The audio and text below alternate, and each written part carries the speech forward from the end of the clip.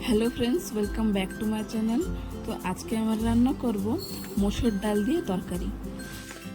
মসুর ডাল দিয়ে তরকারি রান্না করার নাম শুনে তোমরা একটু কনফিউজ হয়ে যাবে।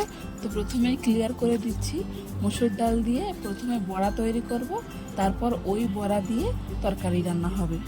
এটা সম্পূর্ণ একটা নতুন রেসিপি। তো চলো দেখা যাক রান্নাটা কীভাবে করছি। তার জন্য প্রথমে একটা বাটিতে যতটুক দরকার অতটুক ডাল নিয়ে তারপর পরিষ্কার জলে ভালো মতো ধুয়ে নিয়েছি।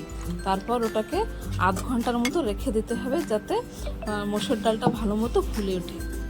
আধ ঘন্টা পর মসুর ডাল যখন ফুলে নরম হয়ে যাবে, তখন একটা ব্লেন্ডার জারে ডালের জলটা ছেঁকে সেটাকে ব্লেন্ড করে নিতে হবে। তারপর ওই ডালের পেস্টটা একটা বাটির মধ্যে দিয়ে তার উপরে কুচনো পেঁয়াজ, ধনেপাতা, কাঁচা লঙ্কা, আদা রসুন বাটা, হলুদ, লবণ, লঙ্কা গুঁড়ো দিয়ে ভালো মতো মেখে নিতে হবে। তারপর কড়াইতে তেল দিয়ে তেলটা যখন ভালো মতো গরম হয়ে যাবে, তখন ডালের পেস্টটা হাতের মধ্যে নিয়ে বড়ার আকৃতিতে গড়ে ধীরে ধীরে তেলের মধ্যে দিয়ে দেবো।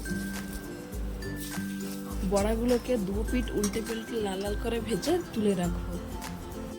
এদিকে তরকারির গ্রেভির জন্য একটা মিক্সিং জারে টমেটো, পেঁয়াজ, কাঁচা লঙ্কা আর কয়েক কোয়া রসুন দিয়ে একটা মিহি পেস্ট তৈরি করে নিতে হবে।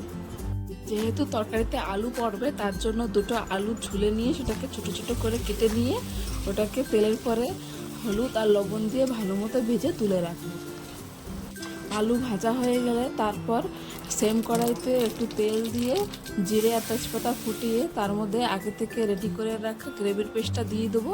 তার মধ্যে হলুদ, লবণ, লঙ্কা গুঁড়ো, ধনের গুঁড়ো আর গরম মশলা গুঁড়ো, জিরে গুঁড়ো দিয়ে ভালো মতো পেস্টটাকে ভেজে নিতে হবে। পেস্টটাকে ভালো মতো ভেজে নিতে হবে প্রথমে, না হলে পেঁয়াজ আর টমেটোর একটা কাঁচা গন্ধ থেকে যাবে, তারপর ওটাকে খেতেও ভালো লাগবে না। তার জন্য প্রথমে পেস্টটাকে ভালো মতো ভেজে নিতে হবে। পেস্টটা ভাজা হয়ে গেলে তারপরে 2 মগের মতো জল দিয়ে তারপর আগে থেকে ভেজে রাখা আলু দিয়ে দেবো। তারপর জলটা যখন ফুটে উঠবে, তখন ডালের বড়াগুলো একে একে করে দিয়ে দেবো। তারপর তরকারির ঝোলটা যখন শুকিয়ে আসবে, শেষের দিকে ধনেপাতা দিয়ে হালকা একটু নাড়িয়ে চাড়িয়ে নামিয়ে নিতে হবে তরকারিটাকে। এইভাবে নতুন স্টাইলের ডালের বড়া তরকারি বাড়িতে রান্না করে খেয়ে দেখবেন, তরকারিটা খেতে খুব টেস্টি লাগবে।